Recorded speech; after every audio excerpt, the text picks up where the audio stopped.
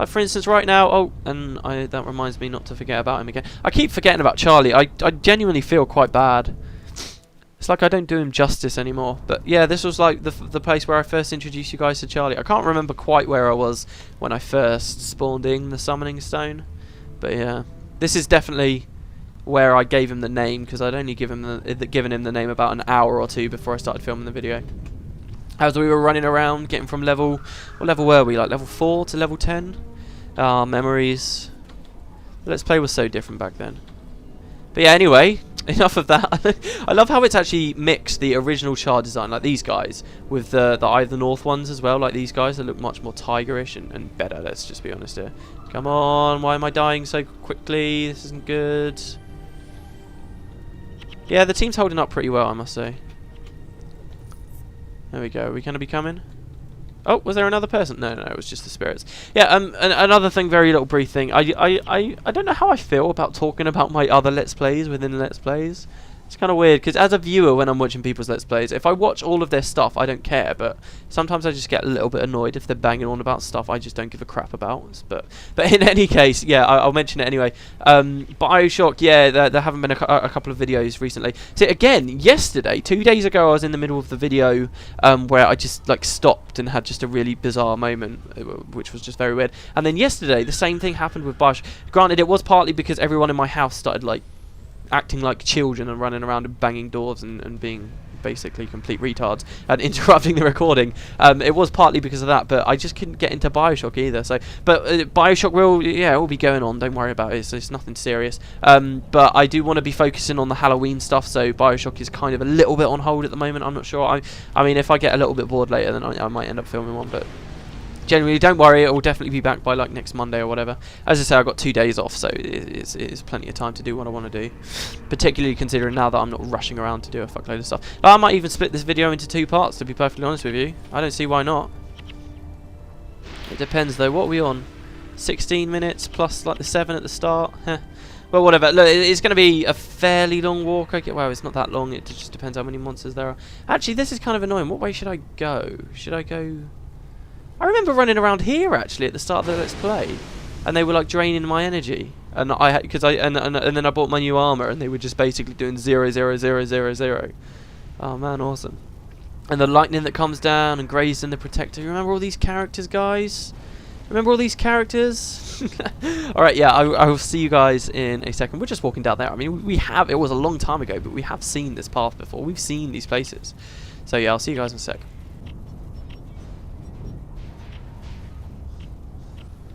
Actually, do you know what? While we're here, I may as well link it in, since we just talked about the lightning. The idea, there was a kind of a vague theory that I expressed kind of when we were doing Glint's Lair, the Dragon's Lair. That was before the book The Edge of Destiny had come out, and it had been 100% confirmed that Glint was an Elder Dragon champion. So a big part of my theory was relying on that being true, so it didn't seem to have much...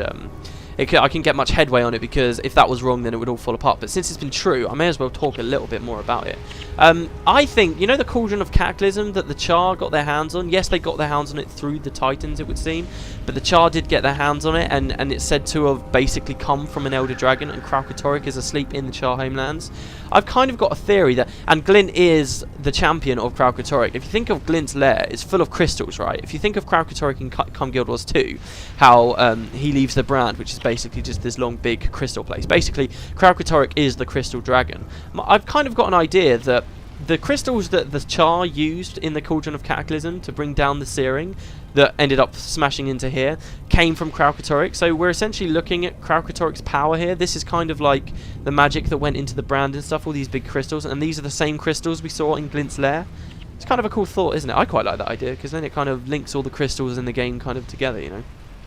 And while some people don't like that stuff, they prefer there be more depth and not everything has to be linked. And I do agree, like some people want it to be revealed that Abaddon was just corrupted by Zaitan and he was really a good guy himself, but Abaddon lived in Ore and Zaitan's asleep under Ore and Abaddon was corrupted and that's why he became bad. So you essentially end up having this long chain, right? If this happened, you'd have this long chain where it was the big bad guy in Guild Wars 1. The first, when I say Guild Wars 1 now, okay, just to put this on level, I'm referring to Nightfall, Factions, and Prophecies. All those stories were about Abaddon. That whole thing was Abaddon. Eye of the North is basically Guild Wars 2 story. It's completely something else. Still got stuff to do with the gods, but it's more about what came before the gods.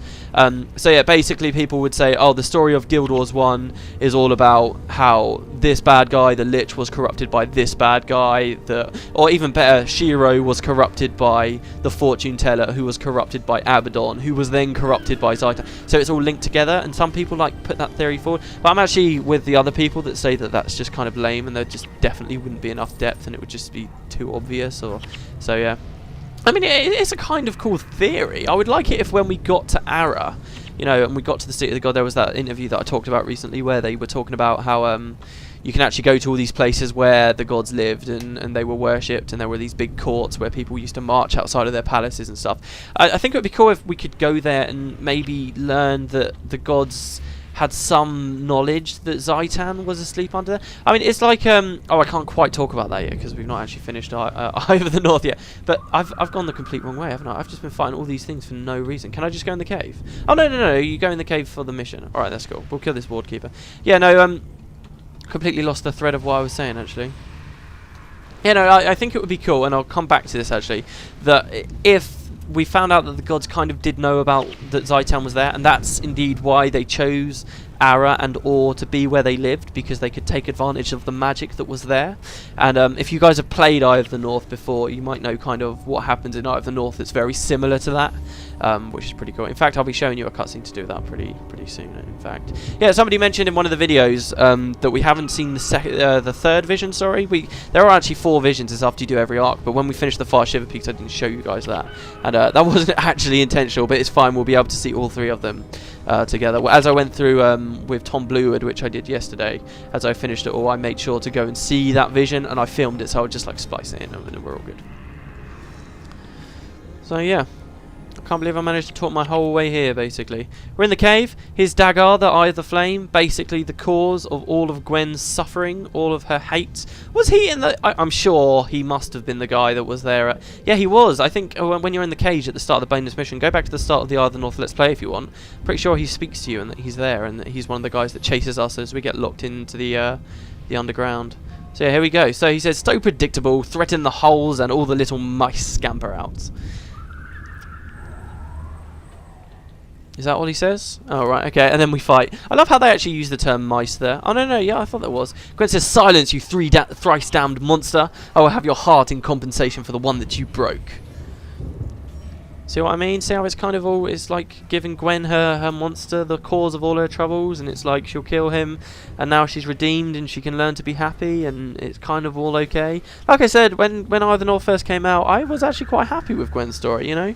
I thought it was pretty good. It had a nice conclusion. It's just, it will get dragged out, trust me. There we go. So he's down, and the huge text box says, as a child I found myself haunted by the sight of his remorseless eyes staring into my own, and then nothingness. When the world appeared to me again, I was seeing it for the first time as a prisoner.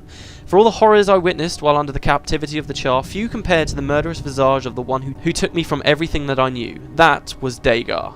You will torment me no longer, demon. As you have taken from me, I have taken from you. A life for a life. But I must apologise. I did not mean to drag you here for my own personal vendetta. There is something I mean to give you, but I had to see for the safety of my homeland first. Come, we go to the ruins of Ashford, to my old home. Okay, and thankfully Arenanet weren't too dickish. Like, this quest actually kind of comes in 3 steps itself, right? They could have been quite dickish and been like, oh no, actually she lived down in the Regent Valley, so you're going to have to go all the way over there, which would be annoying, but thankfully they didn't do that. It's quite cool though that they did pick this area, because in pre-Searing Ascalon, I think I said it when we were in the Underworld, you know, Sarah, her mother, there's a random chance when you come out into this area in pre-Searing Ascalon, she doesn't spawn all the time, I don't know why, but sometimes you will see Sarah out there, and she's like, she talks to you, and it's pretty cool. Anyway, yeah, so we're going to come here to this ruined house. This is near where you could herd the pigs, the prize-winning hogs and stuff. So Gwen says, there was something that I buried here, I don't remember exactly where, could you kneel down and help me search? Do we actually have to kneel? Are you shitting me? If we do... Oh my god, we do! That's amazing. Do you remember this? It's the flute that you gave me all those years ago. I lost the broken pieces of my first flute in the searing, and I did not want to lose your gift. I hid it here in the hopes that it would not be lost to me after the searing. As you allowed me to keep this tapestry shred, allow me to return you the flute as a sign of our friendship. We have lost a great deal, but some things will endure. We will see this war through to its end. We will bring peace to these lands, and I will see them as beautiful as they once were. There are many battles ahead. We should see Duke Barradin in Pekin Square, and deliver him the news of the Char's defeat. After that, we should return to the north. The even vanguard, and the future that we need to forge are waiting for us. So there you go. That's brilliant that you have to kneel. Like, that's another thing that happens in pre-searing, like emote-based quests that you never really see anymore. But here you go. Here's one of them.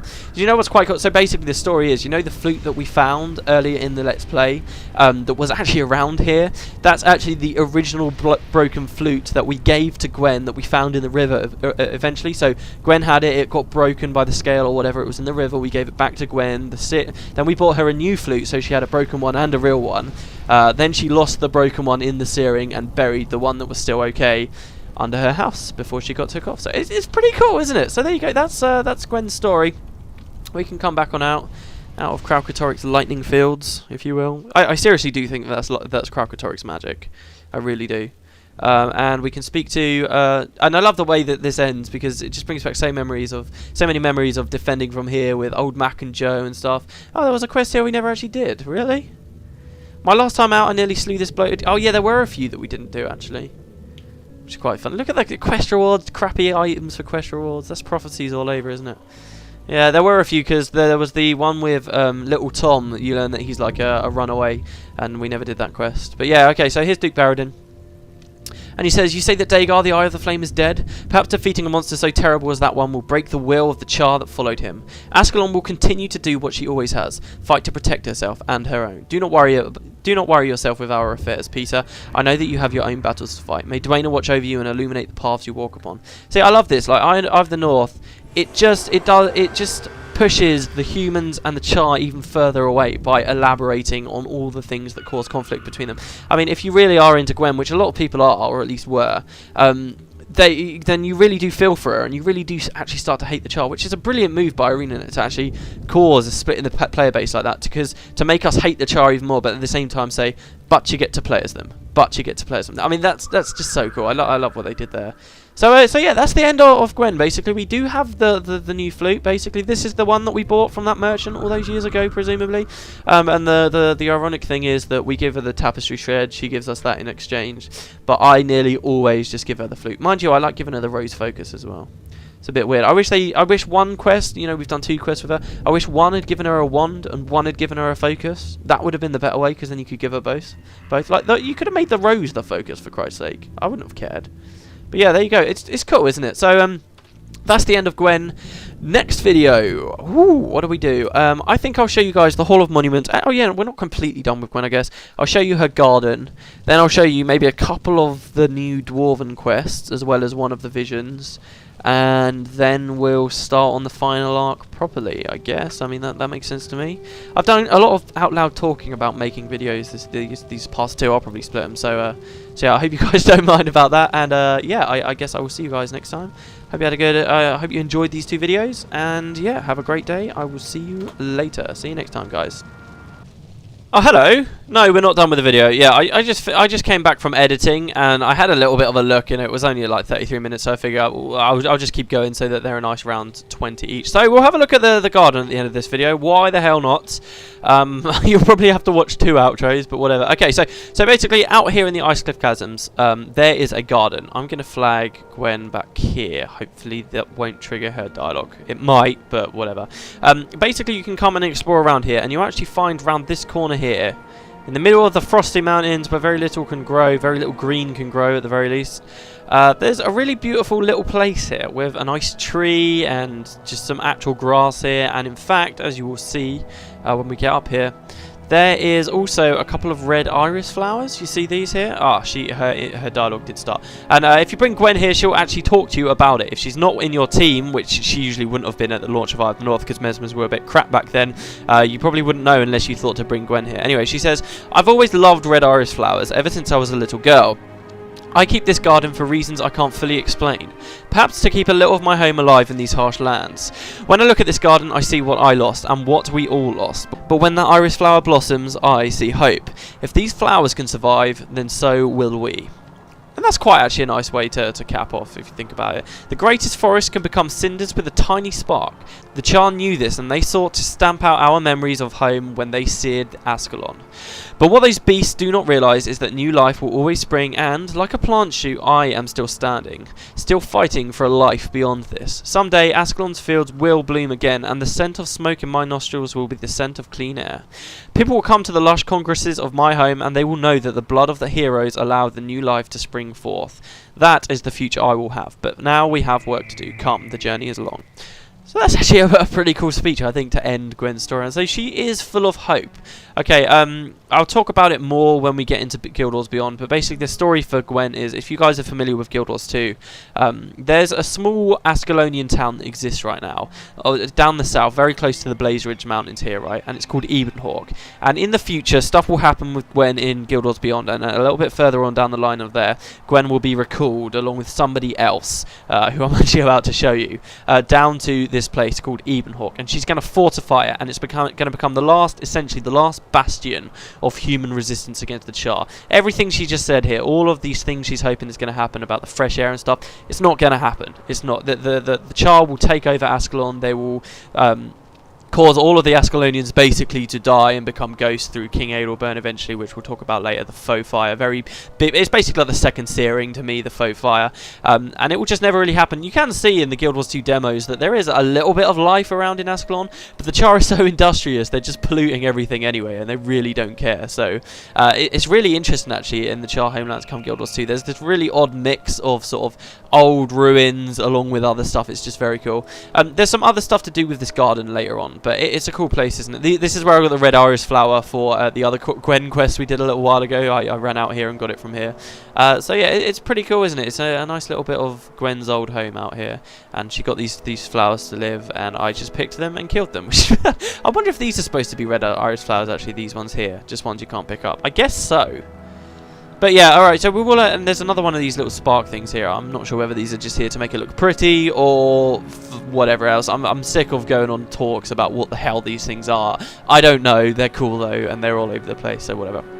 But yeah, I mean, I'm jumping the gun a little bit. Once we finish Eye of the North and we finish the War in Kryta, we're going to see another bit of Guild Wars Beyond called Hearts of the North, and that's very much to do with Gwen still, and it also introduces another character that got introduced a while ago, basically at Winter's Day, and he started to appear for us now. You might have seen when I left, somebody up here, a man called Kieran, said to me, scroll up, scroll up, scroll up. Oh no, we've scrolled too far up. Hold on. There he is. Oh no, he's just called Lieutenant Thackeray. His name is Kieran Thackeray, okay? And he stood out here and he said, hey, how's it going? We can speak to him. We can actually start Guild Wars Beyond stuff already. This is the start of a very long quest chain. Say hi, Gwen. Hello, who are you? Oh, who are you? I don't know. Well, these guys will get to know each other eventually. I won't say any more than that. But yeah, so there's more stuff. But for now, consider Gwen done. I like to consider Gwen done for there. That's Gwen's story, especially for Eye of the North. That's her garden. That's everything. So next video, actually, we'll see the Hall of Monuments and basically just start on the next arc, I suppose. So yeah, yeah, there you go. And hopefully this is extended. These videos are a little bit longer, so they can both be about 20 minutes as well. So yeah, I won't do another long outro. Hope you enjoyed it, guys. I will see you next time. See you later, everybody.